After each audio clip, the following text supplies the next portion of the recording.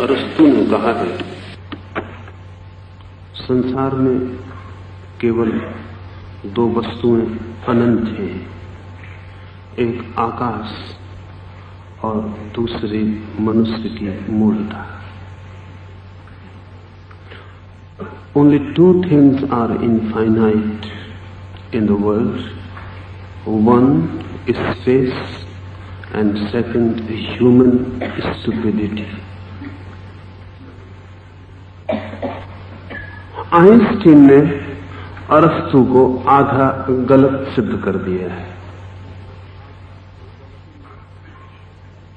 Einstein ने सिद्ध किया है कि आकाश असीमित नहीं,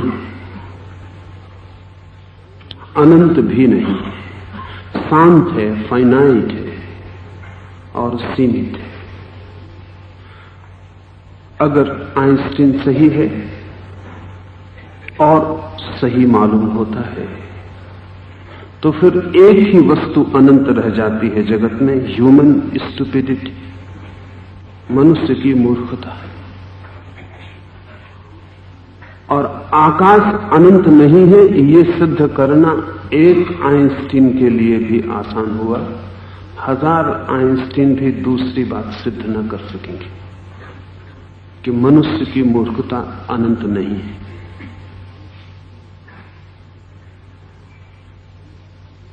मनुष्य का जो मूल भाव है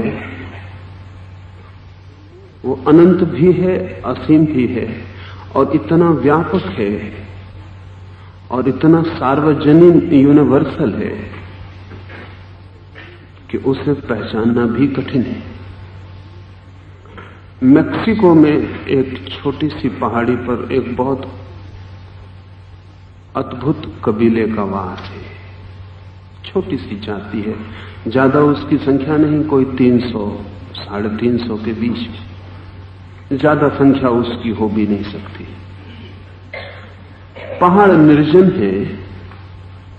ये 300 350 लोगों की जाति आदिवासियों की 5-7 छोटे छोटे गांवों में आसपास बसी है। विशिष्टता है इस जाति की कि 350 लोग सभी अंधे हैं।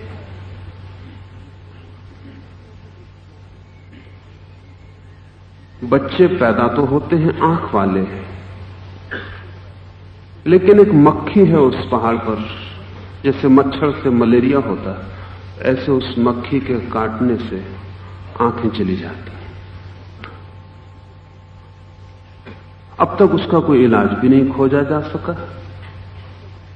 तो बच्चे आंख वाले पैदा होते हैं, लेकिन महीने 2 महीने के भीतर अंधे हो जाते हैं।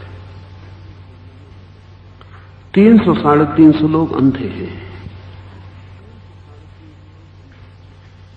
इन अंधे लोगों का जब पहली दफा पता चला सभ्य आदमियों को, और आंख वाले आदमी पहले इन अंधों के पास पहुंचे, तो अंधों ने मानने से इनकार कर दिया कि कोई भी हो सकता है जिसके पास आंख हो। न केवल मानने से इनकार किया, बल्कि आंख वाले आदमियों के प्रति अच्छा भाव भी नहीं दिया। सच तो यह है कि उन्होंने समझा कि तुम किसी और ही जाति के प्राणी हो, मनुष्य नहीं, क्योंकि मनुष्य तो अंधे ही होते हैं। ईसाइयों के एक संप्रदाय ने अपने एक मिशनरी को अंधों के बीच ईसाईयत का प्रचार करने के लिए भेजा, लेकिन अंधे आंख वाले से सुनने और समझने को राजी न हुए। आखिर में किसी ने सुझाया और बात काम कर गई। फिर उन्होंने एक अंधे मिशनरी को भेजा।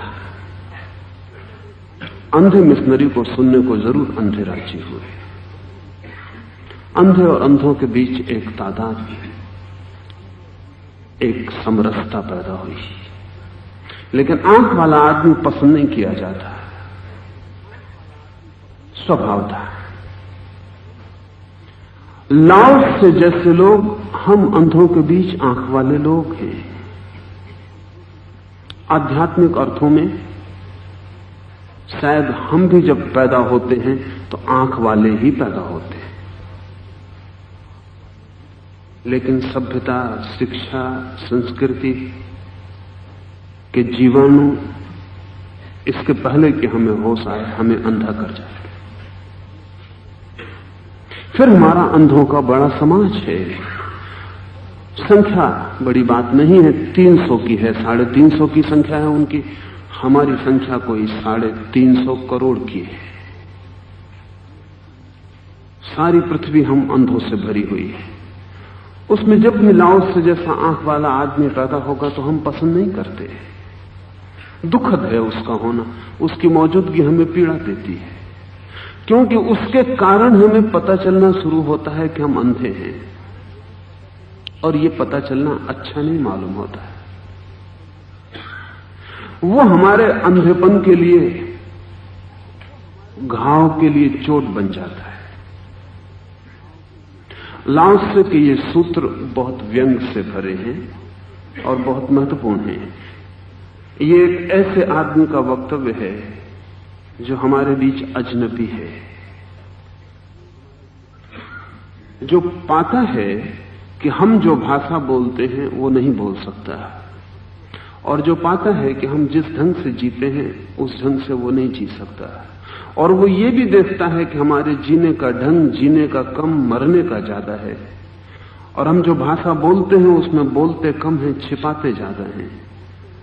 हम रुग्ण और बीमार हैं, स्वस्थ नहीं हैं, लेकिन फिर भी हमारी बड़ी संख्या है और हमारा बड़ा बल है। उस बल के कारण ही ये सूत्र लिखा गया है। लाओस से कहता है दुनियावी लोग काफी संपन्न हैं, हम विपन्न लोगों को कहता है संपन्न, जिनके पास कुछ भी नहीं है उनको लाओस से कहता है ये दुनिया के लोग बड़े संपन्न हैं। The people of the world have enough and to spare। न केवल उनके पास काफी है बल्कि वे दूसरों को भी देने के लिए तत्पर हैं। अपने लिए तो काफी है ही, दूसरों को भी बांटने के लायक हमारे पास है, और हम हैं बिल्कुल दीन दरिद्र। दूसरों को देने की तो बात ही अलग, हमारे पास कुछ है ही नहीं। लेकिन यह ख्याल में आना बड़ा मुश्किल है। हम थोड़ा समझें, एक दो दिशाओं से पहचाने। हम सब प्रेम देते हैं बिना इसकी फिक्र किए कि हमारे पास प्रेम है। मां प्रेम देती है, बाप प्रेम देता है, पति पत्नी भाई मित्र प्रेम दे रहे हैं। सारी दुनिया में सभी लोग प्रेम दे रहे हैं, और दुनिया में प्रेम की कहीं एक बूंद दिखाई नहीं पड़ती। सारे लोग प्रेम बरसा रहे हैं, लेकिन किस मरुस्थल में खो जाता है प्रेम। सागर बह जाने चाहिए प्रेम के, इतना प्रेम बह रहा है। एक एक आदमी हजार हजार दरवाजों से प्रेम बरसा रहा है। किसी के लिए वो मां है, किसी के लिए पत्नी है, किसी के लिए पिता है, भाई है, मित्र है। कितना कितना हम प्रेम बहा रहे हैं चारों तरफ। हमारा सागर जगत तो प्रेम का सागर हो जाना चाहिए, लेकिन जगत दिखता है घृणा का सागर। प्रेम उसमें कहीं दिखाई नहीं पड़ता। इतना प्रेम दिया और लिया जा रहा हो, वहां प्रेम की कहीं एक बूंद नहीं दिखाई पड़ती। जरूर कुछ भूल हो रही है। जो हमारे पास नहीं है वो हम दे रहे हैं, इसलिए हम देने का मजा भी ले लेते हैं और किसी के पास पहुंचता भी नहीं।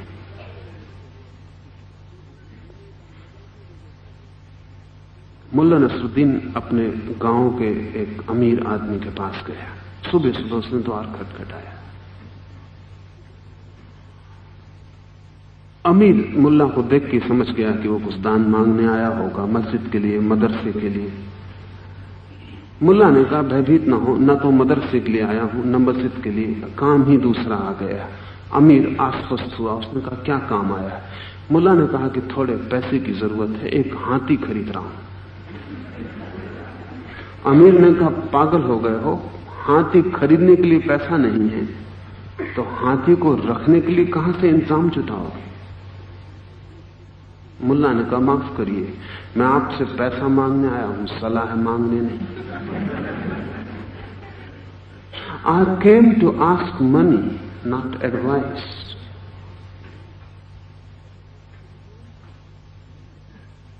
और मुल्ला ने कहा ठीक से आप समझ लें, आपसे वही मांगा जा सकता है जो आपके पास है।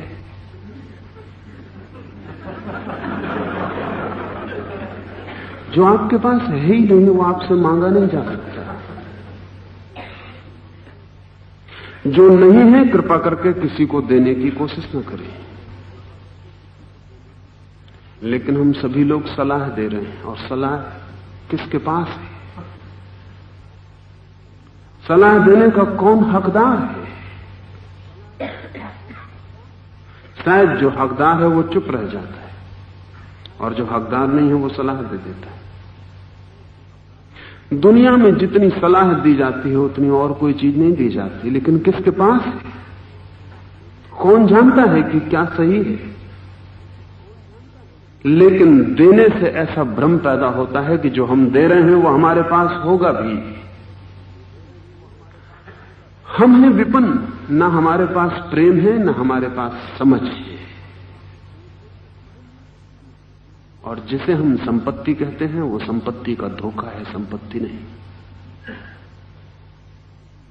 चाहे हम तिजोरियां भर लेते हों और चाहे हम गहनों से अपने घर भर लेते हों, वो संपत्ति नहीं है, धोखा जरूर है। धोखा इसलिए है कि उससे हमें ख्याल पैदा होता है कि संपदा हमारे पास है।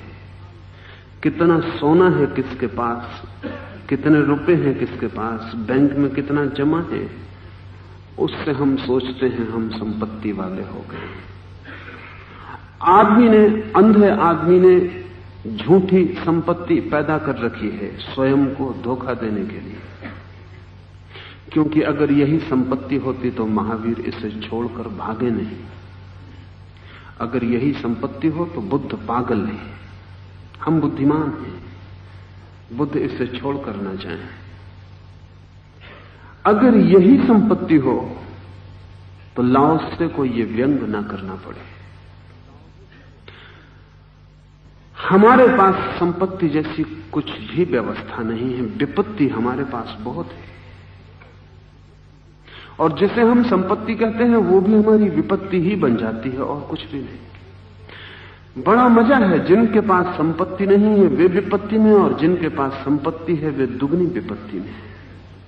संपत्ति को बचाने का भी काम उन्हीं के ऊपर पड़ जाता है, वो पहरेदार बन जाते हैं। वे जिंदगी भर उन चीजों पर पहरा देते हैं जो उनकी नहीं थी, उन चीजों के खोने पर दुखी होते हैं जो उनकी नहीं थी, और एक दिन मर जाते हैं और वे चीजें किसी और की हो जाती और कोई और उन पर पहरा देने लगता है। और लाओस से कहता है दुनियावी लोग काफी संपन्न हैं, हर आदमी यहां मालूम होता है मालिक है, और हर आदमी मालूम होता है किसी बड़े साम्राज्य का मालिक है। और ऐसा ही नहीं कि मालकियत है, मालकियत इतनी बड़ी है कि हर आदमी दूसरे को भी दे रहा है, दान भी कर रहा है, बांट भी रहा है।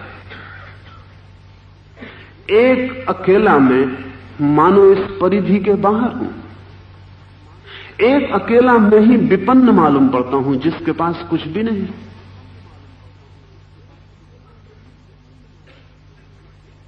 सभी के पास बहुत कुछ है। बुद्ध पहली बार जब काशी आए ज्ञान के बाद, तो काशी के पहले ही गांव के बाहर ही सांझ हो गई और वो एक वृक्ष के नीचे विश्राम करने को रुक गए।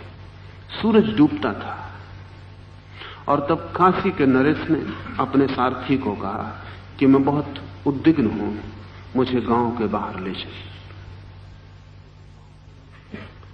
स्वर्ण रथ डूबते हुए सूर्य की किरणों में चमकता हुआ बुद्ध के पास आके अचानक रुक गया। सम्राट ने अपने सारथी को कहा रथ को रोक। ये कौन भिखमंगा सम्राट सा, कौन भिखमंगा सम्राट सा इस वृक्ष के नीचे बैठा है, रोक। सम्राट बुद्ध के पास आया और उस सम्राट ने कहा तुम्हारे पास कुछ भी दिखाई नहीं पड़ता, लेकिन तुम्हारे पास जरूर कुछ होगा, तुम्हारी आंखें कहती। ये डूबता हुआ सूर्य भी तुम्हारे सामने तेजपूर्ण नहीं मालूम हो रहा है। क्या है तुम्हारे पास? कौन सी संपदा है? कौन सा छिपा हुआ खजाना? मेरे पास सब है जो गिना जा सके, देखा जा सके, पहचाना जा सके। और मैं आत्महत्या के विचार करता हूं।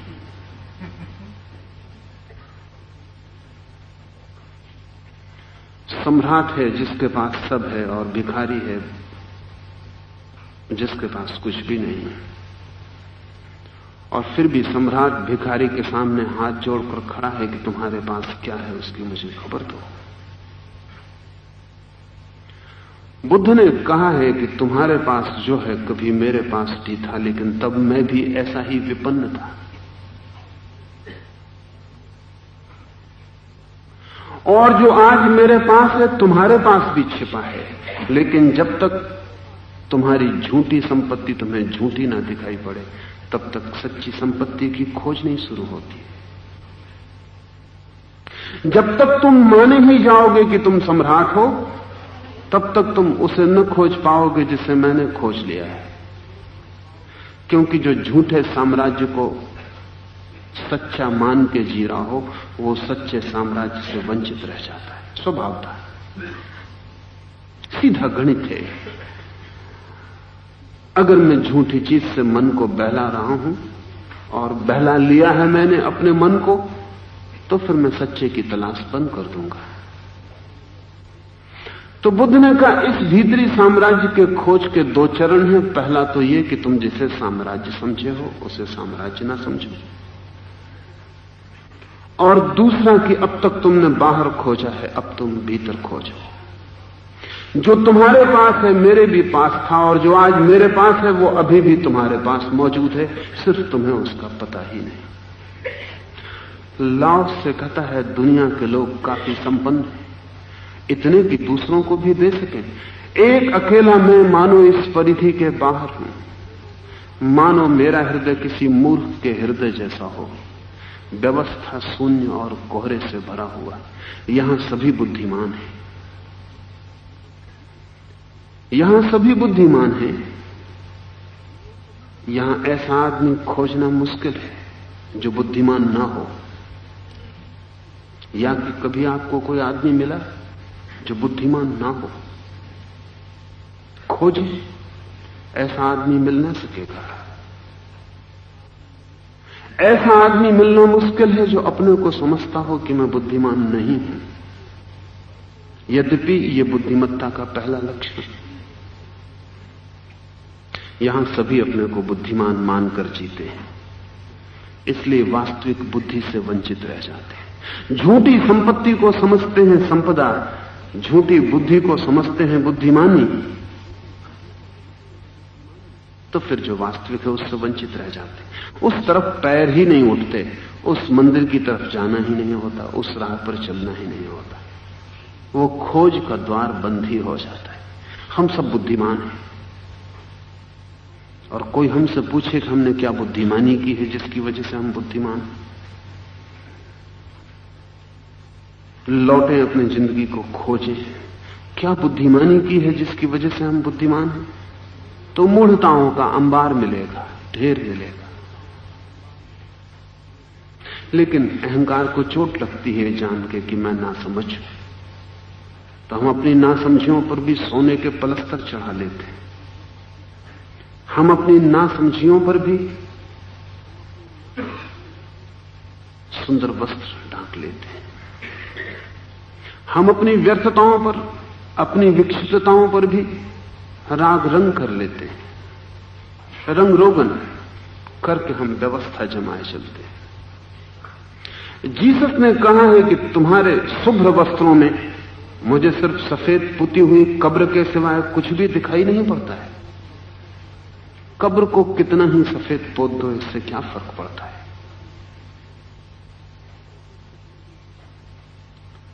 हम भी अपने को पोते हुए हैं। कभी आपने सोचा कि क्या है बुद्धिमानी जिसके कारण आप कहें कि मैं बुद्धिमान हूं? जो भी किया है उससे दुख पाया है, मतलब जो भी किया है उससे दुख पाया है। पाप किया तो दुख पाया, पुण्य किया तो दुख पाया। किसी के साथ बुरा किया तो पछताए, किसी के साथ भला किया तो पछताए। मित्रता बांधी तो दुख पाया, शत्रुता बनाई तो दुख पाया। दरिद्र थे, नहीं था पास एक पैसा तो पीड़ा थी। अमीर हो गए, पैसे का ढेर लग गया तो और पीड़ा बढ़ गई। बुद्धिमानी कौन सी बुद्धिमानी की है? अगर हम जिंदगी को खोजें तो बुद्धिमानी का अर्थ होना चाहिए कि निष्कर्ष आनंद हो तो ही बुद्धिमानी है। बुद्धिमानी की और क्या कसौटी होगी, क्या होगी मापदंड की व्यवस्था? एक ही व्यवस्था है कि बुद्धिमान आदमी निरंतर आनंद को उपलब्ध होगा, कि प्रतिपल उसका आनंद बढ़ता चला जाएगा, कि उसके जीवन की सुगंध, उसके जीवन की सुवास, उसके जीवन की शांति बढ़ती चली जाएगी। प्रतिपल वो और भी प्रकाशोज्वल होता चला जाए। प्रतिपल अमृत निकट और मृत्यु दूर होती चली जाएगी।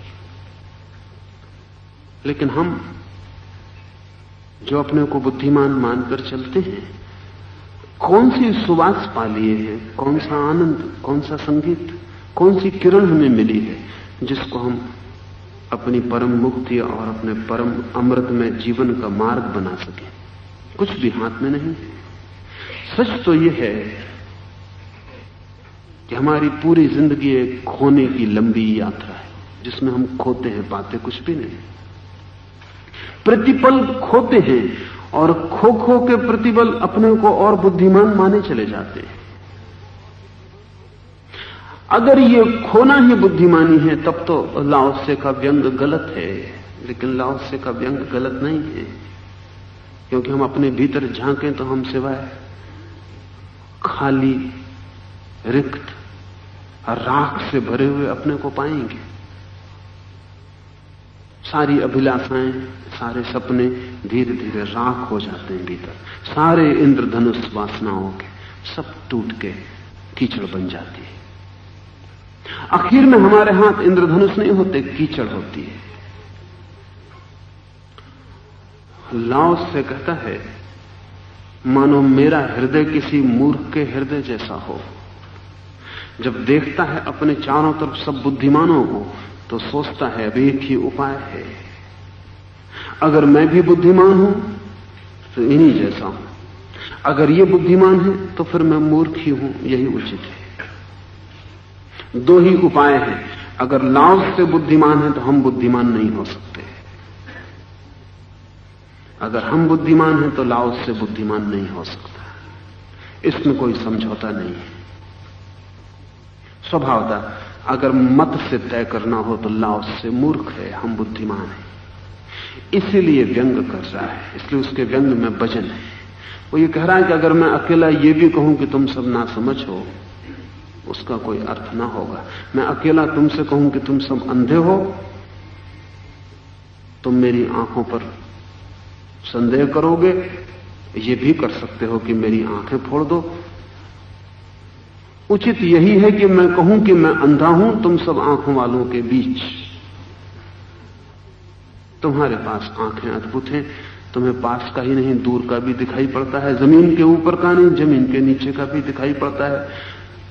तुम्हारे पास आंखें ऐसी हैं कि तुम्हें जगत का सारा सत्य दिखाई पड़ता है। एक तुम्हारे बीच मैं ही ऐसा हूं जो अंधा हो। लाओ त्से को हमने इसलिए सूली पे नहीं चढ़ाया। हम बड़े प्रसन्न हुए होंगे कि आदमी बिल्कुल ठीक ही कह रहा है। जीसस को हमने सूली पे चढ़ाया। जीसस ने व्यंग नहीं किया, सीधे सीधी बात कह दी। सुकरात को हमने जहर दिया, उसने भी व्यंग नहीं कहा, सीधी सीधी बात कह दी। सुकरात ने कोशिश की बताने की कि तुम मूर्ख हो, हमें क्रोध आ गया। अदालतें हमारी हैं, कानून हमारा है। सुकरात को जहर देने में क्या अड़चन है?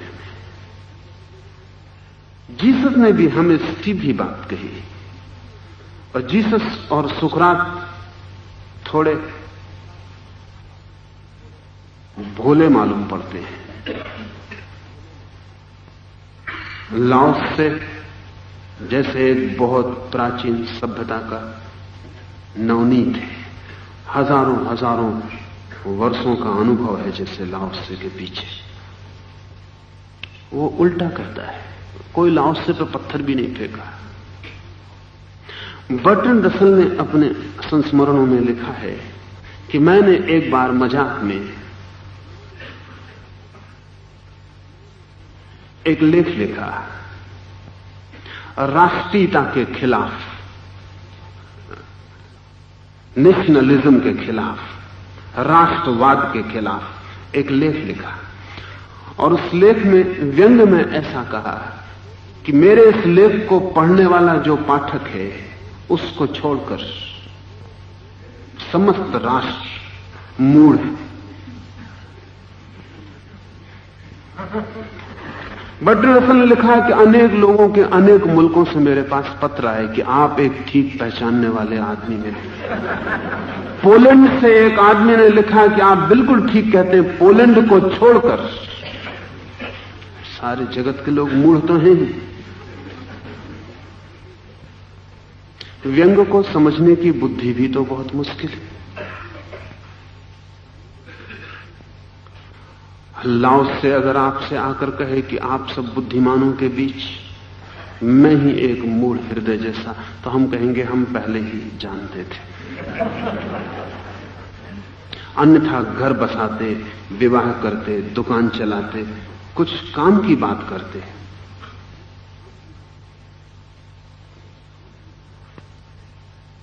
अगर बुद्धि होती तुम्हारे पास तो आज जगत में कहीं होते, किसी पद पर होते, सफल होते, कोई स्वर्ण पदक होते, कोई राष्ट्रपतियों से दी गई उपाधियां होती। कहीं भी तो नहीं हो, वो हम पहले ही जानते थे, सिर्फ शिष्टतावश हमने नहीं कहा था। और जब लाओस से हमसे कहेगा संसार के लोग इतने संपन्न हैं, सबके पास इतना है कि वे न केवल अपने लिए काफी उनके पास है, दूसरों को भी बांट देते हैं, तो हम कहेंगे ठीक ही कहते हो। हम सभी को ये ख्याल है हम सभी बांट रहे हैं। हम सभी को ये ख्याल है कि हम सभी न मालूम कितनी संपदाएं बांट रहे हैं, प्रेम की, आनंद की, सुख की, मित्रता की, करुणा की, हम कितनी संपदाएं बांट रहे हैं। हम कहेंगे ठीक ही कहते हो, लेकिन लाओस से गहन व्यंग कर रहा है। वो कह रहा है कि तुम सब बुद्धिमान हो, इसलिए उचित होगा यही कि मैं कहूं कि मैं तुम्हारे बीच एक मूर्ख हूं। तुम सबके जीवन में बड़ी व्यवस्था है, मैं व्यवस्था शून्य। तुम्हारा इंच इंच नपातुला है, तुम गणित से चलते हो, तुम्हारे जीवन में एक ढांचा है, योजना है, मैं एक अयोजित अनप्लान्ड, व्यवस्था शून्य। तुम्हारे पास तर्क है, तुम्हारे पास सोचने का ढंग है, तुम दूर की खोज लाते हो, भविष्य में भी तुम झांक लेते हो, तुम एक एक कदम नाप के रखते हो और तुम्हारी कोई मंजिल है जहां तुम पहुंच रहे हो। एक मैं हूं कोहरे से भरा हुआ, मेरी बुद्धि में कोई योजना नहीं, कोई गणित नहीं, कोई तर्क नहीं, सब धुंधला धुंधला है, तुम बिल्कुल साफ हो। हम सभी को यह ख्याल है कि हम बिल्कुल साफ हैं। और लाओस से हमें कोहरे से भरा हुआ लगेगा भी, क्या बातें कर रहा है, हां और ना में कोई अंतर नहीं, कि पाप और पुण्य सब समान है, कि शुभ और अशुभ में भेद क्या है। कोहरे से भरी बातें हैं। मूल ही ऐसी बातें कर सकते हैं। समझदार ऐसी बातें करेंगे कि हां और ना में अंतर क्या है, तो फिर समझदारी और ना समझदारी में भी अंतर क्या रह जाएगा। समझदार साफ साफ जानते हैं कि हां और ना में अंतर है, समझदार तो यहां तक जानते हैं कि एक हां और दूसरे हां में भी अंतर है, एक ना और दूसरे ना में भी अंतर है। ना भी 1000 तरह की होती हैं, हां भी 1000 तरह की होती हैं। समझदार तो अंतर पर ही जीता है। ठीक से हम समझें तो हमारी सारी समझदारी इस पर निर्भर करती है कि हम कितने अंतर, कितने भेद निर्मित कर पाते हैं। जो आदमी जितने भेद देख पाता है उतना बुद्धिमान है। जो कहता है अभेद, कोई भेद नहीं है, वो तो अराजक है, उसके पास बुद्धि नहीं है। उसकी बुद्धि कोहरे की भांति है। लेकिन लाओस से खुद ही कहता है, और इसलिए हम चूक भी सकते हैं कि उसका प्रयोजन क्या है। वो ये कह रहा है जो इस जगत में समझदार हैं और व्यवस्था से जीते हैं वे केवल मरते हैं, जी नहीं सकते। क्योंकि जीवन का सारा रहस्य, जीवन का सारा काव्य कोहरे में है। सुबह जब कोहरा छाया होता है और एक वृक्ष और दूसरे वृक्ष में फर्क करना मुश्किल हो जाता है। 2 इंच फासले पर कुछ दिखाई नहीं पड़ता। सारी प्रकृति जैसे किसी एक ही सागर में कोहरे के डूब जाती है। लाओस से कहता है कि ऐसे धुंध में जो जीते हैं, लाओस से के लिए धुंध और कोहरा रहस्य के प्रतीक हैं। पश्चिम में शब्द है मिस्टिक। मिस्टिक का मतलब यह होता है कि जो कोहरे में जीता है, धुंध में जीता है, रहस्य में जीता है। लेकिन आधुनिक पाश्चात्य जगत में किसी को मिस्टिक कहना गाली देने के बराबर है। और जब लोग किसी की बात को गलत कहना चाहते हैं तो वे कहते हैं कि तुम मिस्टिफाई कर रहे हो, तुम चीजों को धुंधला कर रहे हो। लाओत्से को पढ़ के तो बड़ी कठिनाई होती है, लेकिन जिसने लाओत्से का अनुवाद किया है उसने जगह जगह अपने अनुवाद में लिखा है कि इस वाक्य का अनुवाद नहीं किया जा सकता, ये मेरी समझ में ही नहीं आता। क्योंकि समझ तो फासलों पर जीती है। ये तो सब फासले गिरा देना है, ये तो सब सीमाएं तोड़ के गड्ढमड्ढ कर देना है, ये तो सब जो भेद थे, सीमांत थे, उनको तोड़ देने का उपाय तो फिर अराजकता हो जाएगी। लाओस से लेकिन खुद ही कहता है, मानो मेरा हृदय किसी मूर्ख के हृदय जैसा हो, व्यवस्था शून्य और कोहरे से भरा हुआ। जो गंवार हैं वे विज्ञ और तेजोमय दिखते हैं, मैं ही केवल मंद और भ्रांत हूं। जो गंवार हैं वे विज्ञ और तेजोमय दिखते हैं। गंवार होना और तेजोमय होना बहुत आसान है। गंवार होना और विज्ञ होना बहुत आसान है। विज्ञ होना और विज्ञ होने के ख्याल से भरना बहुत मुश्किल है। असल में मैं बुद्धिमान हूं, यह गंवारी का ही लक्षण है। बुद्धिमान को यह भाव पैदा भी नहीं हो सकता। बुद्धिमान की तो जितनी बुद्धिमत्ता बढ़ती है उतना उसे लगता है कि कितना कम मैं जानता हूं। न्यूटन ने कहा है कि जैसे सागर के किनारे कुछ सीप बीन ली हो, कुछ रेत पर मुट्ठी बांध ली हो, ऐसा मेरा ज्ञान है। सागर के किनारे अनंत अनंत बालू कणों के बीच थोड़ी सी रेत पर मुट्ठी बांध ली, थोड़े जैसे बच्चों ने सीपे सागर के शंख बीन लिए हों, ऐसे कुछ शंख बीन लिए। ऐसा मेरा ज्ञान है। जो मैं जानता हूं वे मेरी मुट्ठी के रेत कण, और जो मैं नहीं जानता हूं वे सागर के रेत कण। लेकिन न्यूटन कह सकता है। न्यूटन गंवार नहीं है। न्यूटन जैसे जैसे जानने लगा वैसे वैसे अज्ञान प्रगाढ़ और स्पष्ट होने लगा।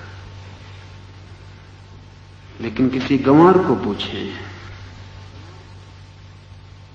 वो इतना भी मानने को राजी ना होगा कि मेरे मुट्ठी में जितने कण हैं उतना भी मेरा अज्ञान है। जितने सागर में कण है वो तो मेरा ज्ञान है ही, लेकिन जितने मेरे मुट्ठी में है इतना भी मेरा अज्ञान है, ये भी मानने को राजी ना होगा। इसलिए मूढ़ बड़े सुनिश्चित होते हैं, और इन सुनिश्चित मूढ़ों के कारण जगत में इतना उपद्रव है जिसका हिसाब लगाना कठिन, क्योंकि वे बिल्कुल निश्चित हैं। जगत में दो ही कठिनाइयां हैं, मूढ़ों का निश्चित होना, ज्ञानियों का अनिश्चित होना। इसलिए मूढ़ कार्य करने में बड़े कुशल होते हैं, ज्ञानी निष्क्रिय होते मालूम पड़ते हैं। ज्ञानी इतना अनिश्चित होता है, कोहराच्छन्न होता है, रहस्य में डूबा होता है, इतने काव्य से घिरा होता है कि गणित की भाषा में सोच नहीं सकता। मूढ़ आंख बंद करके वहां प्रवेश कर जाते हैं जहां देवता भी प्रवेश करने में डरे। मूढ़ काफी सक्रिय होते हैं, उनकी सक्रियता उपद्रव लाती है। सोचे थोड़ा, लाओसे को एक तरफ रखें, एक तरफ हिटलर को रखें। हिटलर की सक्रियता का बेचारा लाओस से क्या मुकाबला करेगा।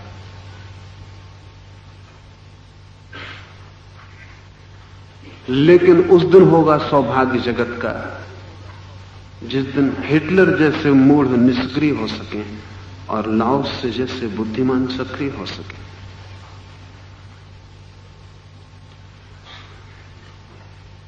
लाओस से कहता है जो गंवार हैं वे विज्ञ और तेजों में दिखते हैं, उन्हें कुछ पता नहीं है, इसलिए जो भी थोड़ा बहुत उन्हें पता है उस पर वे मजबूती से खड़े होते हैं। उनका थोड़ा सा ज्ञान भी उन्हें महासूरी जैसा मालूम पड़ता है। ज्ञानी को उसका महाज्ञान भी एक मिट्टी के दिए जैसा लगता है, टिमटिमाता है।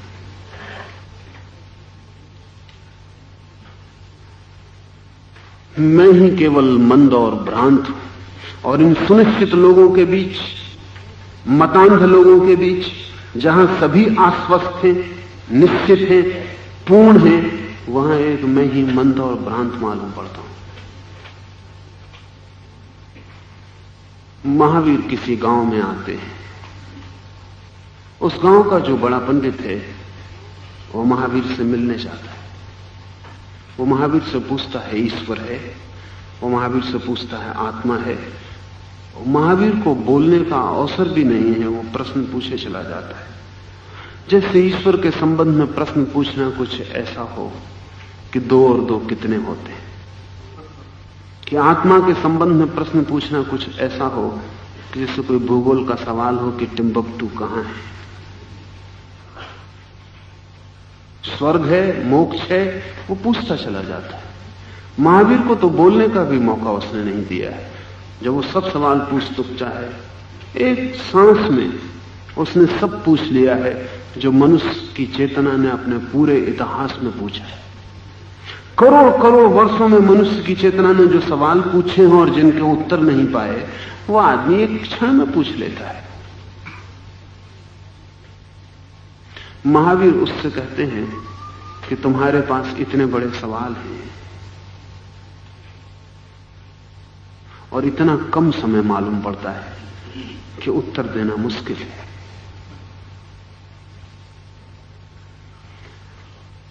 तुम्हारे पास सवाल बड़े हैं और समय कम मालूम पड़ता है क्योंकि तुम एक सवाल पूछ के रुकते भी नहीं हो, और एक सवाल ही काफी है कि अनंत जीवन लग जाए उसकी खोज में।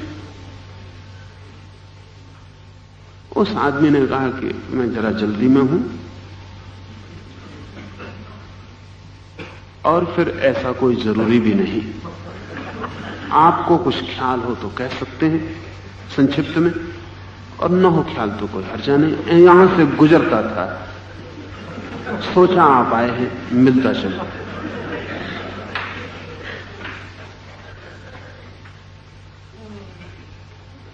महावीर ने चलते चलते उस आदमी से कहा, और जहां तक मैं समझता हूं आपको इनके उत्तर भी मालूम होंगे।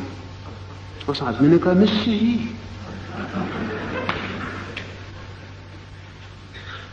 किसको मालूम नहीं है कि ईश्वर, मैं आस्तिक हूं, ईश्वर है। ये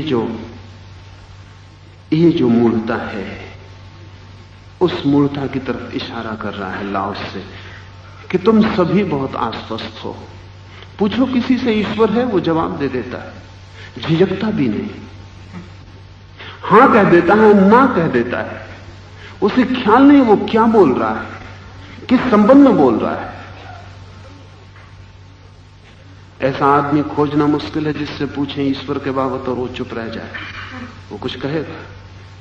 हिंदू होगा तो हिंदू के ईश्वर की बात कहेगा, मुसलमान होगा तो मुसलमान के ईश्वर की बात कहेगा, कम्युनिस्ट होगा तो ईश्वर के न होने की बात कहेगा, लेकिन कहेगा। सभी आश्वस्त हैं, सभी को पता है, इसीलिए तो इतना विवाद है। थोड़ा सोचें, जगत में जो इतना विवाद है वो हमारी मूढ़ता के आश्वस्त होने के कारण है। सभी इतने आश्वस्त हैं कि वो ठीक है, सारी दुनिया गलत है।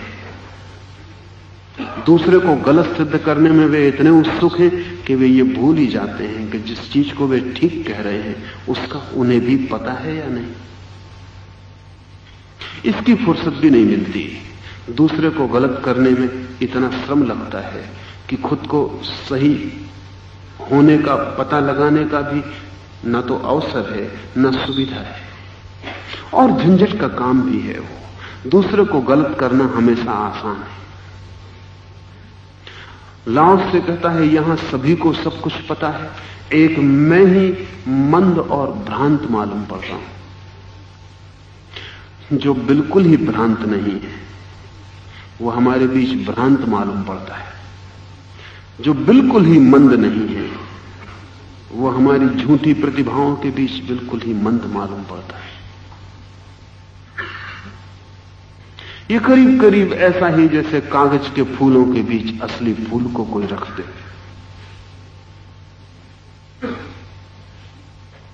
निश्चित ही कागज के फूलों के रंग ज्यादा चटकीले हो सकते, ज्यादा तेजोमय हो सकते, मौत का उन्हें डर नहीं है, ज्यादा आश्वस्त हो सकते हैं। असली फूल तो डगमगाता होगा, एक एक पल मौत करीब आती होगी, और जो रंग है वो भी प्रतिक्षण तिरोहित हो रहा है, प्राण ऊर्जा छीन हो रही है। असली फूल कागज के फूलों के बीच बहुत दीन और दरिद्र मालूम होगा, और थोड़ी ही देर में उसे पता चल जाएगा कि मैं ही एक कमजोर हूं, बाकी सब शक्तिशाली है। और हो सकता है मरते वक्त वो फूल कह के जाए कि एक मैं ही कमजोर था, एक मैं ही था नकली असली फूलों के बीच। असली बचे, नकली खत्म हुआ। और कागज के फूल भी इस पर भरोसा करेंगे, क्योंकि प्रत्यक्ष है बात कि जो असली थे वो बच गए, जो नकली था वो समाप्त हो गए। जिंदगी बहुत उल्टी है, और भीड़ के कारण बड़े भ्रम पैदा होते हैं। जो गंवार हैं वे चालाक और आश्वस्त हैं। अकेला मैं उदास अवनमित समुद्र की तरह धीर इधर उधर बहता हुआ, मानो लक्ष्यहीन। कभी आपने ख्याल किया, नदियों के पास लक्ष्य, सागर के पास कोई लक्ष्य नहीं। छोटे से नाले के पास भी लक्ष्य, कहीं पहुंचना है, सागर के पास कोई लक्ष्य नहीं। क्षुद्र सा नाला भी पर्पसफुल है, प्रयोजन है। इतना बड़ा सागर पर्पसलेस, निष्प्रयोजन। पूछो इस सागर से कहां पहुंचना तुझे? कहीं पहुंचना नहीं। तब क्षुद्र नाला भी कह सकता है क्या व्यर्थ पड़े हो निष्क्रिय। हमारी तरफ देखो, भागते हैं, दौड़ते हैं, व्यवस्था से चलते हैं, पहुंचना है कहीं, कोई मंजिल है, कोई भविष्य है। सागर का है केवल वर्तमान, नाले का भविष्य भी है।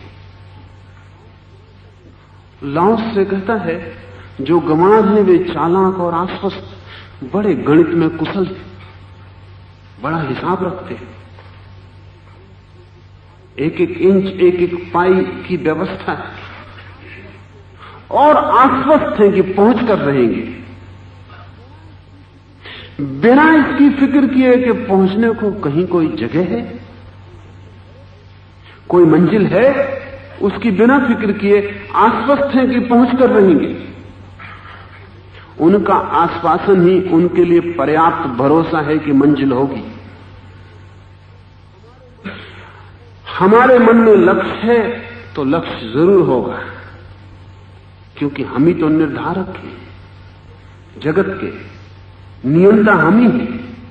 और लाओस से कहता है अकेला मैं उदास, क्योंकि लक्ष्य न हो, हम में जो तेजी आती है वो लक्ष्य से आती है। ध्यान रखना, ये सारे शब्द व्यंग के हैं। लाओस से कहता है ऐसा समझें कि हम सबको बुखार चढ़ा हो और एक आदमी गैर बुखार का हो तो बिल्कुल ठंडा मालूम पड़े, कोल्ड। हम कहें कि क्या तुम्हारी जिंदगी जरा गर्मी भी नहीं, थोड़ा गर्माओ, थोड़ी तेजी लाओ, कुछ जीवन का लक्षण दो। थर्मामीटर लगाते हैं, कोई खबर ही नहीं देता कि तुम में कोई गर्मी। तो लाओस से कहता है और सब भरे हैं बड़ी तेजी से, त्वरा, ज्वर से, कहीं पहुंचना है, कुछ पाना है, कुछ होना है। एक मैं ही उदास, अवनमित, डिप्रेस्ड। इन सब के मुकाबले फीवरिश, जो ज्वर से बड़े दौड़ रहे। कभी सन्निपात में किसी को देखा? जैसी तेजी सन्निपात में आती है वैसी कभी नहीं आती। 4 आदमी पकड़े तो भी आदमी को पकड़ना मुश्किल है। खाट पर सोया हुआ आदमी भी कहता है मेरी खाट आकाश में उड़ रही है। सन्निपात में जो गति आ जाती है,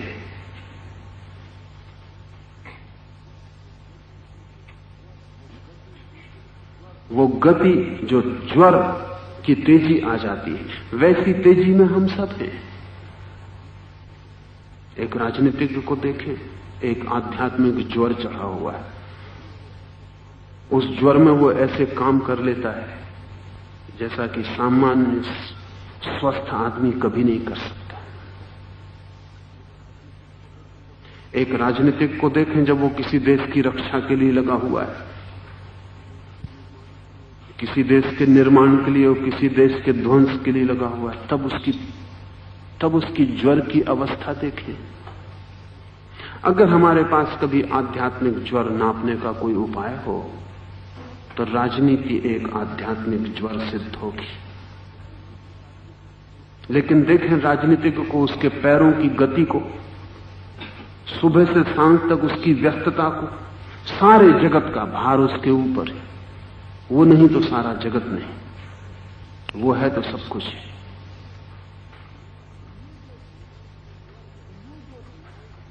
ये जो ज्वर है, लाओस से कहता है इन ज्वरग्रस्त लोगों को देखकर यही कहने का रह जाता है कि एक मैं ही उदास, ठंडा, निष्क्रिय, सभी कहीं पहुंच रहे हैं, एक मैं ही सागर की तरह लक्ष्यहीन, अपनी जगह ही पड़ा हूं। सब प्रयोजन है दुनिया के सब लोग, अकेला मैं दिखता हूं हठीला और अभद्र। जब सारे ही लोग दौड़ रहे हों तो आपका आहिस्ता चलना हठीला दिखाई पड़ेगा, और जब सारे लोग ही पागल हो रहे हों तब आपका शांत और सौम्य बना रहना अभद्र मालूम पड़ेगा। जब हिंदू मुस्लिम दंगे में उतर रहे हों तब आप दूर खड़े देखते रहें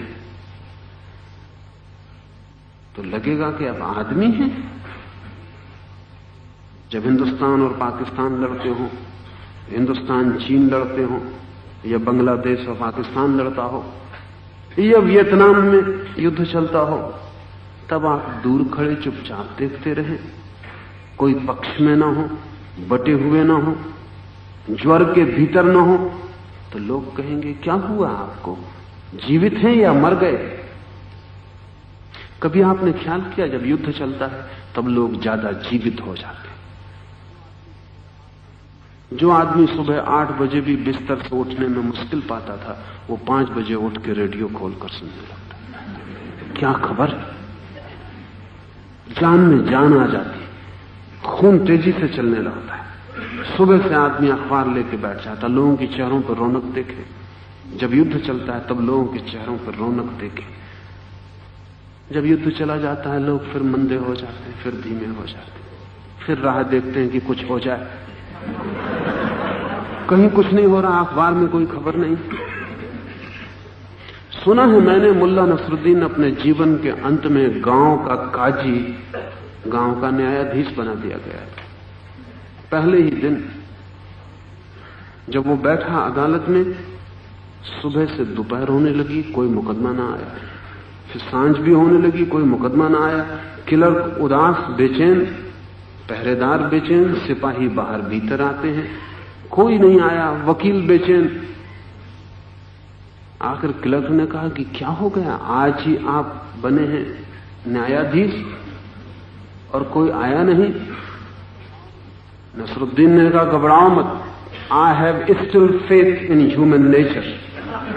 आदमी की प्रकृति पे मुझे अब भी भरोसा है, कोई ना कोई आएगा, कोई ना कोई आएगा, घबराओ मत, कोई ना कोई अपराध होकर रहेगा। आदमी पे मुझे अब भी भरोसा है। और जब सांझ होते होते एक मुकदमा आ गया मारपीट का, सारी अदालत में रौनक आ गई। लोग अपनी अपनी जगह बैठ गए, लोगों ने अपने रजिस्टर खोल लिए, वकील खड़े हो गए, सिपाही की जान आ गई, मजिस्ट्रेट में जान आ गई। अदालत मर जाती जिस दिन मुकदमा नहीं आता। डॉक्टर की नब्ज ढीली पड़ जाती जिस दिन कोई बीमार नहीं होता। स्वभाव था। हमारे जीवन का जो ढंग है वो ज्वरग्रस्त है। युद्ध होता है तो सबकी रीढ़ तन जाती है। हिटलर ने अपनी आत्मकथा में मेन कैम्प में लिखा है कि किसी भी राष्ट्र को बड़ा होना हो तो युद्ध के बिना कभी कोई बड़ा नहीं होता। और जो राष्ट्र बिना युद्ध के बहुत दिन जी जाते हैं उनकी रीढ़ टूट जाती है। हो सकता है यही कारण भारत की रीढ़ के टूट जाने का हो। महाभारत के बाद युद्ध वगैरह से हमने कोई संबंध नहीं रखा।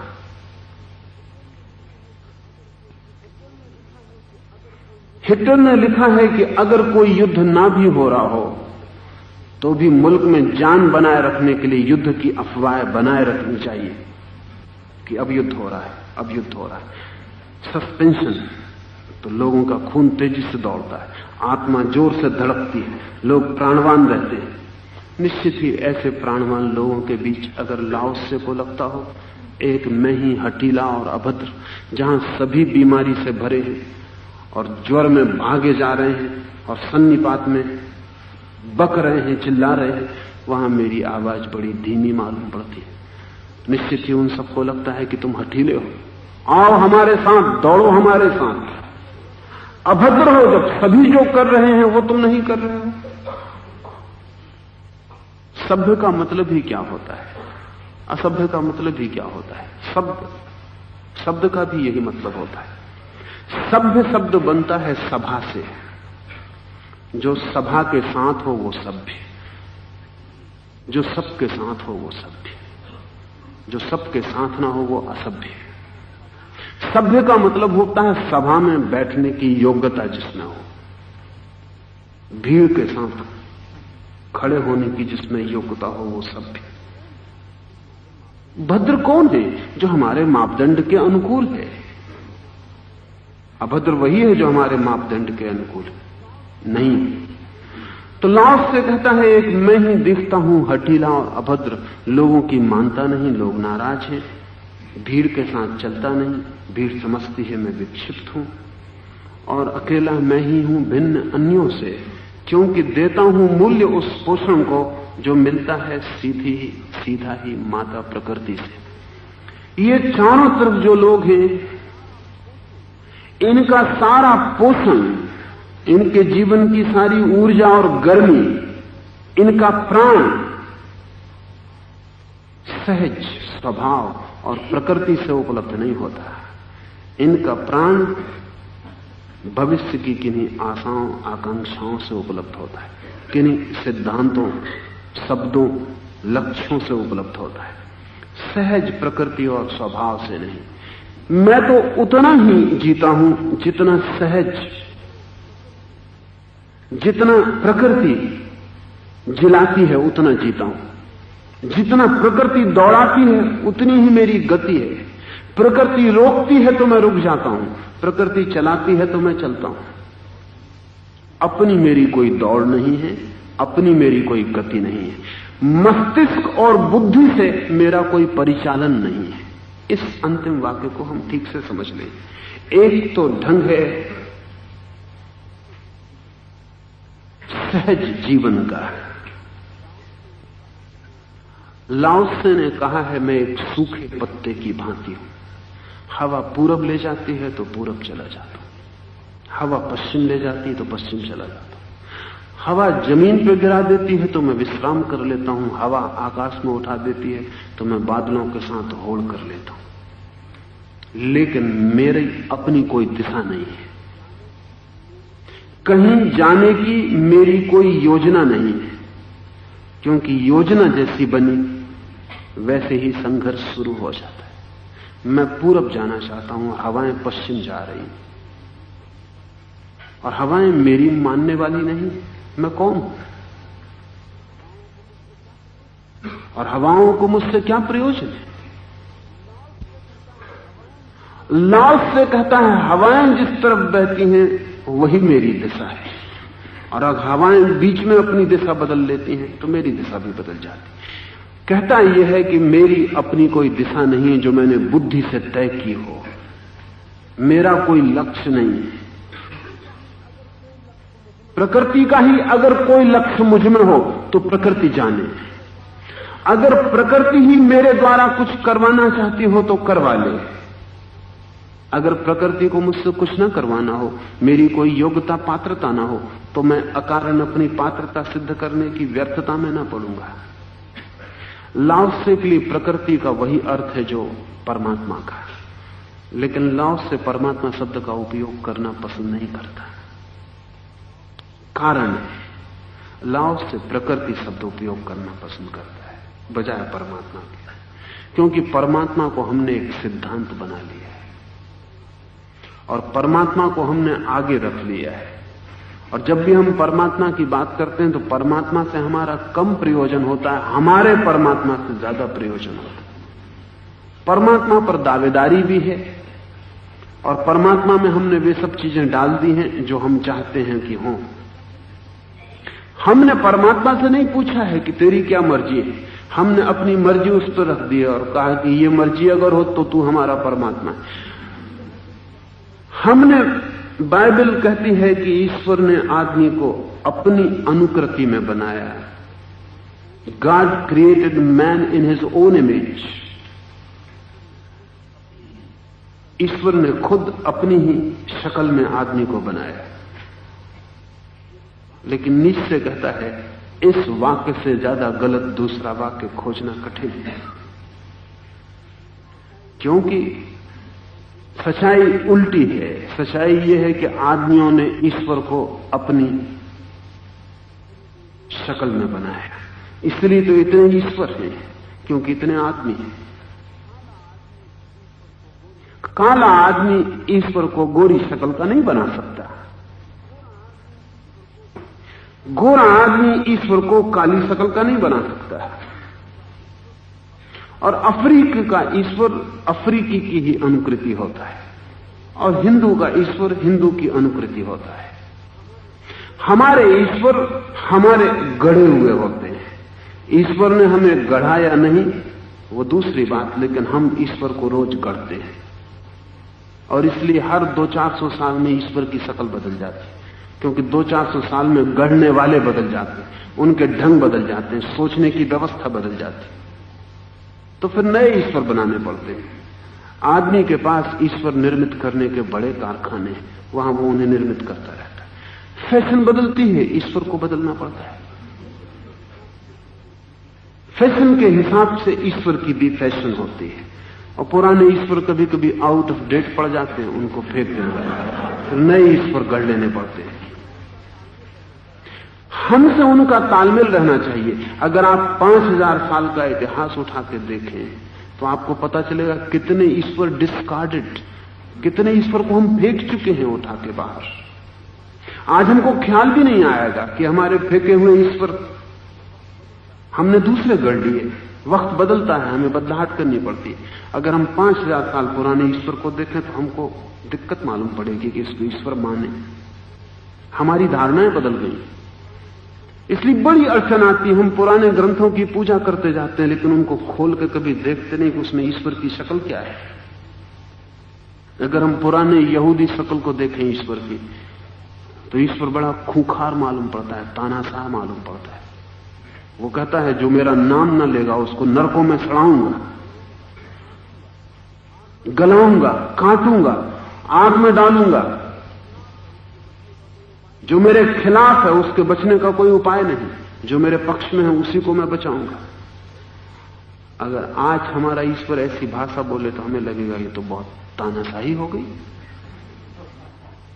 लोकतंत्र की भाषा बोलो, ये तो डेमोक्रेटिक, ये तो डिक्टेटोरियल मामला हो गया। ऐसे ईश्वर को आज हम बर्दाश्त न करेंगे, क्योंकि ऐसा ईश्वर तो हमें हिटलर और मुसोलिनी और तोजो की शक्ल का मालूम पड़ेगा। और ये भी कोई ईश्वर हुआ जो इस तरह की बातें बोलता है? डिस्कार्डेड है। यहूदी भी किताब की पूजा कर लेते हैं, लेकिन इस ईश्वर की चर्चा नहीं करते, बिल्कुल इसकी चर्चा नहीं करते। जीसस ने पूरी धारणा बदल दी। जीसस ने कहा कि ईश्वर है प्रेम, गॉड इज लव। अब ईश्वर जो जीसस का है, उसका जीसस के पिता का जो ईश्वर था उससे कोई मेल नहीं, तालमेल नहीं। पीछे हम लौटे। अगर हम वेद के वचन पढ़ें, अगर हम प्रार्थनाएं पढ़ें, तो हमें बड़ी हैरानी होगी कि कैसी प्रार्थनाएं। एक किसान प्रार्थना कर रहा है कि हे ईश्वर मेरे खेत में वर्षा कर देना, लेकिन मेरे दुश्मन के खेत में वर्षा मत कर। आज हमें लगेगा ये भी प्रार्थना है। कभी थी, और जब थी तब किसी को शक नहीं आया था। आज शक आएगा, क्योंकि बुद्ध ने और महावीर ने धारणा बदल दी। उन्होंने कहा प्रार्थना में अगर वैमनस्य आ गया तो प्रार्थना तो खराब हो गई। बुद्ध ने कहा है कि ध्यान तुम करना, और ध्यान के बाद प्रार्थना करना कि मेरे ध्यान से जो शांति मुझे मिली वो सब में बिखर जाए, मुझे चाहे न मिले लेकिन सबको मिल जाए। अब बुद्ध बीच में आ गए तो ये वेद की जो प्रार्थना है मुश्किल में पड़ गई, इसको डिस्कार्ड करना पड़ा। वेद की हम पूजा करते चले जाएंगे, लेकिन आज वेद को मानने वाले को बड़ी तकलीफ होगी। फिर एक ही रास्ता है, वो इसके अर्थ बदले, वो बताए कि इसमें ये अर्थ ही नहीं है। अरविंद ने पूरी चेष्टा यही की कि इसमें ये अर्थ ही नहीं, लेकिन वो चेष्टा ईमानदार नहीं है, क्योंकि एकाध सूत्र ऐसा होता तो हम समझते। वेद में 90% सूत्र ऐसे हैं, और अरविंद जैसी प्रतिभा का आदमी भी कितनी ही तोड़ मरोड़ करे, इसको झुटलाया नहीं जा सकता। लेकिन अरविंद की तकलीफ भी है। तकलीफ यह है कि वो वेद को अप टू डेट कर रहे हैं। वो जो वेद 5000 साल पीछे पड़ गया, उनका श्रम यह है कि वो उसे आज के योग्य बना दें, वो वेद को नई शक्ल दे दें, ताकि हमारे लिए ग्राह्य हो जाए। हमको अपने ईश्वर की शक्ल में रोज छेनी का उपयोग करना पड़ता है, रोज उसको बदलना पड़ता है।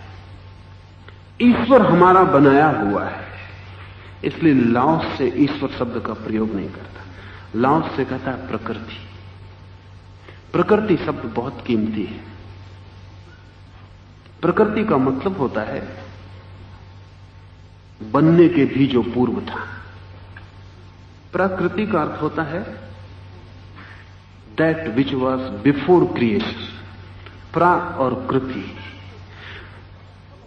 निर्माण के पहले जो था, सब होने के पहले जो था, सब बना उसके पहले जो था, सबके होने के मूल में जो छिपा है, सबका जो आधार है।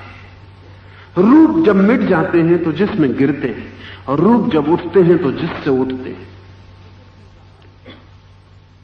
प्रकृति का अर्थ है वो तत्व जो रूप लेने के पहले था। लाओस से कहता है वही मां है, वही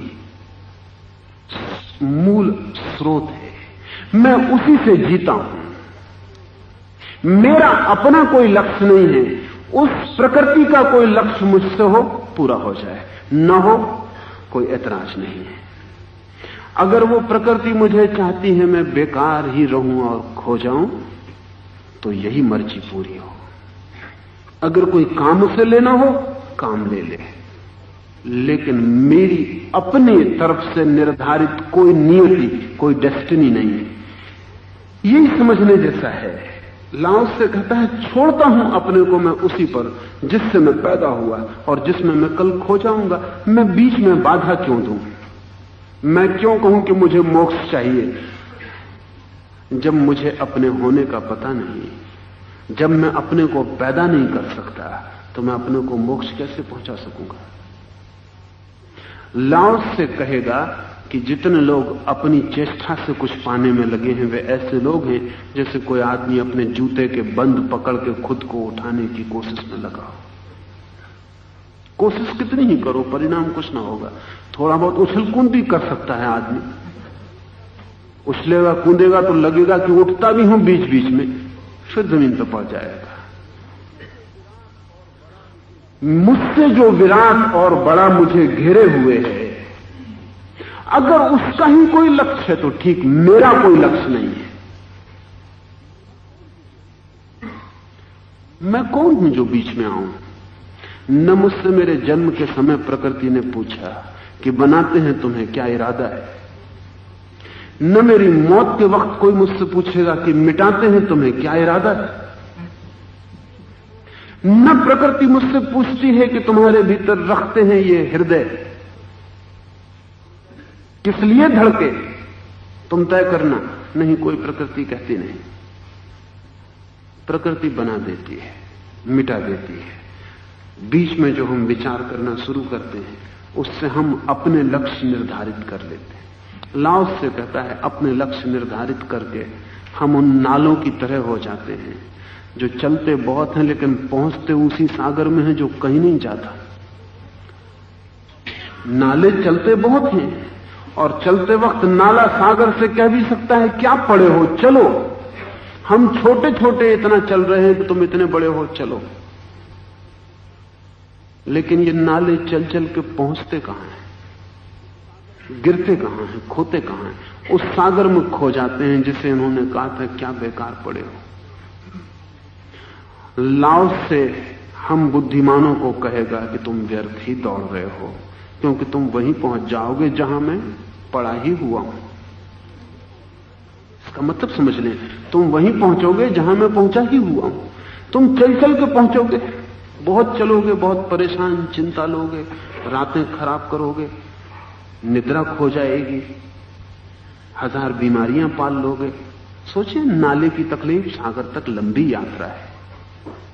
कितने समझौते करने पड़ते हैं, किस नदी में गिरना पड़ता है, किस तरह खुद को बचाना पड़ता है, और बचा के भी होता क्या है। मजा ये है, सागर का अंतिम जो घटना घटने वाली है वही घटती है। बचाए नाला तो न बचाए तो।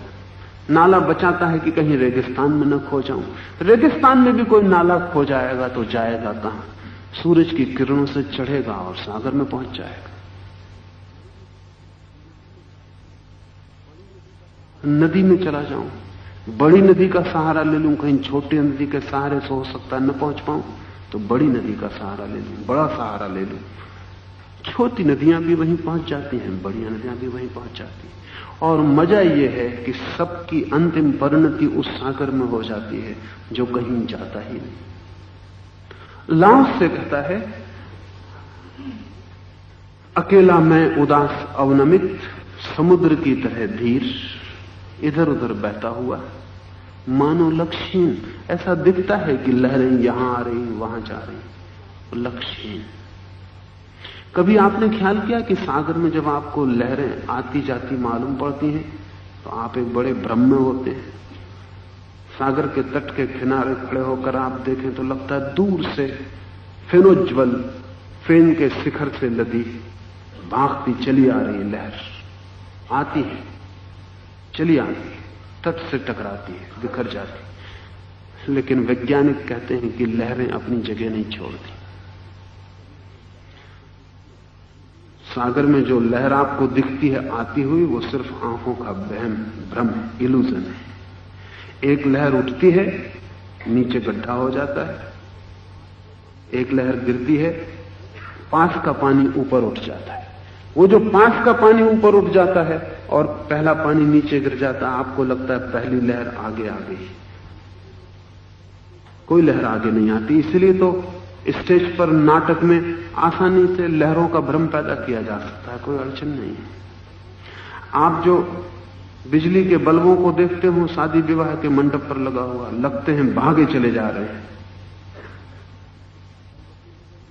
वो कोई भाग नहीं रहा है। बल्ब अपनी जगह जलता है, बुझ जाता है।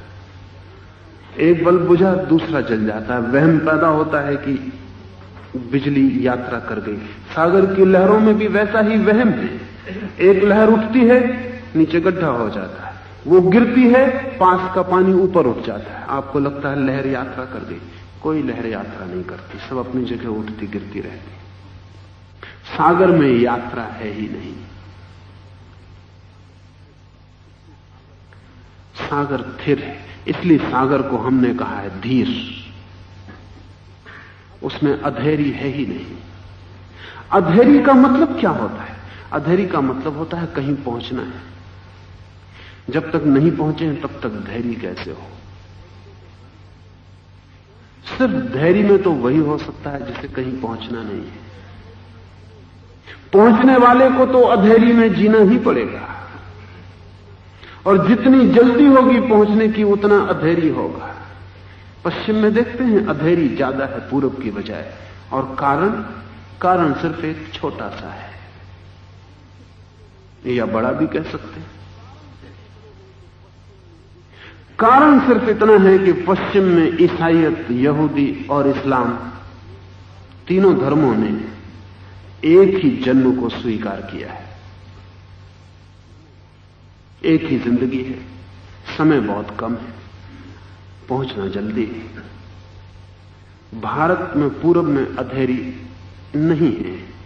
उसका कारण ये नहीं कि आप बहुत धीर हैं, आपके पास टाइम एक्सटेंशन ज्यादा है, जन्मों जन्मों का। इसमें नहीं तो अगले में पहुंच जाएंगे, अगले में नहीं तो और अगले में पहुंच जाएंगे। ऐसी जल्दी क्या है? चूंकि हमने धारणा बनाई है पुनर्जन्मों की, अनंत जन्मों की श्रृंखला की, हमारे पास समय बहुत है, इसलिए हमें घड़ी की बहुत चिंता नहीं है। समय इतना ज्यादा है कि नाप के भी क्या करना है? सागर को कोई नापता है? सागर को क्या नापिएगा? हमारे पास इतना समय है कि क्या नापना है। इसलिए हम धीरज में हैं, दौड़ भी रहे हैं तो बड़े आहिस्ता से, सुस्ताते भी हैं, और कोई जल्दी नहीं है। पश्चिम में बहुत जल्दी पैदा हो गई, क्योंकि ईसाईयत ने एक ही जन्म को स्वीकार किया। ये मौत जो होने वाली है ये आखिरी, इसके बाद फिर समय नहीं है। स्वभाव था, समय कम पड़ गया, घबराहट बढ़ गई, और पहुंचना है, और चूक गए तो सदा के लिए चूक गए। हमारे मुल्क में चूकने में कोई डर नहीं है। चूकने का मतलब सदा के लिए चूकना नहीं होता, सिर्फ इस बार चूक गए, अगली बार देखेंगे। और परमात्मा अनंत धैर्यशाली है हमारा, वो प्रतीक्षा करेगा, कोई ऐसी जल्दी कहीं भी नहीं है। इसलिए टाइम कॉन्शसनेस, जो काल चेतना है, वो पूरब में पैदा नहीं हो सकी। टाइम कॉन्शसनेस पश्चिम में पैदा हुई। और टाइम कॉन्शियसनेस पैदा करने में जीसस का हाथ है, क्योंकि एक ही जिंदगी है तो घबराहट हो गई है। सागर को हम कहते हैं धीर, उसे कहीं पहुंचना ही नहीं। नदी तो अधीर होगी ही, इसलिए नदी शोरगुल करेगी, भागेगी, तड़फेगी, उसमें बेचैनी दिखाई भी पड़ेगी। सागर बेचैन नहीं है। लाओस से कहता है, इन सब भागते हुए लोगों के बीच जो गंवार हैं वे विज्ञ और तेजों में, मैं ही मंद और भ्रांत। जो गंवार हैं वे चालाक और आश्वस्त, मैं ही उदास अवनमित, समुद्र की तरह धीर। इधर उधर बहता हुआ मानो लक्ष्यहीन, सब प्रयोजन है दुनिया के सब लोग। अकेला मैं दिखता हठीला और अभद्र, और अकेला मैं ही हूं भिन्न अन्यों से, क्योंकि देता हूं मूल्य उस पोषण को जो मिलता है सीधा माता प्रकृति से। वो जो गहनतम स्रोत है जीवन का, उसको ही जीता हूं और इसलिए भिन्न। इसको हम एक तरह से और देख लें, जो व्यक्ति लक्ष्य को लेकर जिएगा, भविष्य उसके लिए मूल्यवान है, आगे कल। जो व्यक्ति आधार को, स्रोत को लेकर जिएगा, उसके लिए भविष्य का कोई मूल्य नहीं है, उसके लिए जड़ें मूल्यवान है, स्रोत मूल्यवान है। हम ऐसा समझें कि हम ऐसे लोग हैं या हम ऐसे वृक्ष हैं जो इस आशा में जीते हैं कि फूल लगे। इस आशा में हम जड़ों की सारी चिंता ही छोड़ देते हैं। हम ये भूल ही जाते हैं कि हम सिर्फ जड़ों का फैलाव हैं। हम ये भूल ही जाते हैं कि हम जड़ें ही हैं जो पृथ्वी के बाहर आ गई हैं। हम ये भूल ही जाते हैं कि हम जड़ें ही हैं जिन्होंने आकाश को छूने की आकांक्षा की है। हम ये भूल ही जाते हैं कि अगर जड़ों के भीतर ही छिपा है कोई फूल तो निकल आएगा, अगर नहीं छिपा है तो निकालने का कोई उपाय नहीं। हम ऐसे वृक्ष हैं जो जड़ों को भूल गए। अब हम सोचते हैं फूल कैसे हो जाएं। अगर कोई वृक्ष फूल की चिंता में पड़ जाए कि फूल कैसे हो जाए, तो एक बात पक्की है कि फूल उस वृक्ष में कभी नहीं होंगे। चिंता ही सारे रस को सोख जाएगी जिससे फूल बनते हैं।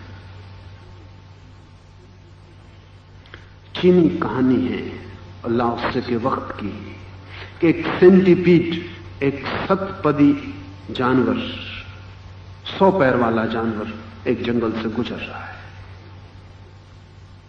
एक खरगोश बड़ी चिंता में पड़ गया। 100 पैर, कौन सा पहले रखता होगा, कौन सा बाद में, कैसे हिसाब रखता होगा कि कौन सा उठ गया, कौन सा उठाना है, कौन सा आधा है बीच में, कौन सा जमीन को छू रहा है। 100 पैर। खरगोश पास गया और उसने कहा, चाचा, बड़ी चिंता होती है आपको देखकर, कैसे रखते हैं हिसाब, क्या है गणित, पहले कौन सा पैर उठाते हैं, फिर कौन सा, फिर कौन सा, 100 का हिसाब, 100 की संख्या याद रखनी पड़ती होगी। शतपदी ने कहा, अजीब सवाल पूछा, मैंने कभी ख्याल नहीं किया, चलता तो रहा हूं, मैंने कभी ख्याल नहीं किया, अब मैं ख्याल करके तुझे बताऊं। शतपदी थोड़ी देर खड़ा रहा, उसके पैर कपे और वो वहीं गिर गया। खरगोश ने पूछा, क्या हुआ? उस शतपदी ने कहा कि ना समझ, अब ये सवाल किसी और शतपदी से मत पूछना। हम चलना जानते थे, ये हमने कभी सोचा ना था कौन सा पैर पहले कौन सा बाद। 100 का मामला है, सब गड़बड़ हो गया,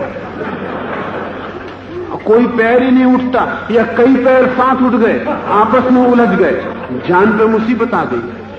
तूने जो ये सवाल उठाया ये बहुत कठिन है,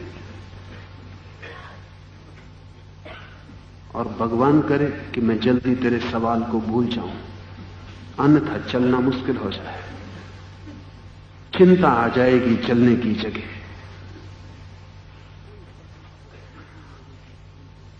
कोई वृक्ष अगर सोचने लगे कि फूल को कैसे बनाऊं, कैसे कली बने, कितनी पखरियां रखूं, कैसा रंग हो, कैसी गंध भरूं, उस फूल में फिर वृक्ष नहीं लगेंगे। वृक्ष को फूल की क्या चिंता होनी है? फूल तो छिपे हैं जड़ों में, जड़ें संभाल लेंगी।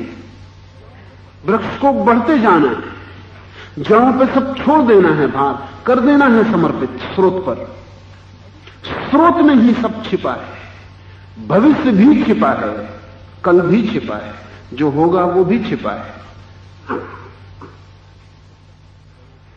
लाओस से कहता है जड़ों पर सब छोड़ दिया मैंने, और चारों तरफ जो लोग हैं वे सब अपना अपना भार उठाए चल रहे हैं।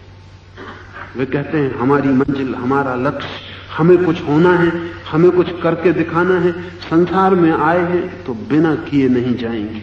माँ बाप समझाते हैं बच्चों को, संसार में आए हो कुछ करके दिखाओ। कितने लोग संसार में आए, कितना करके दिखा गए, क्या फल है? और न जिनने करके दिखाया, कौन सी असुविधा हो गई है? करके भी क्या दिखाइएगा? लेकिन चिंता पैदा हो जाती।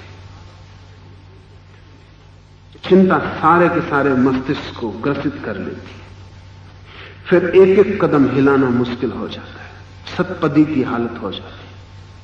आज आदमी करीब करीब चीनी कहानी के सतपदी की हालत में, से कुछ नहीं सोचता, क्या करे क्या ना करे, कैसे करे, सब अस्त व्यस्त हो गया है।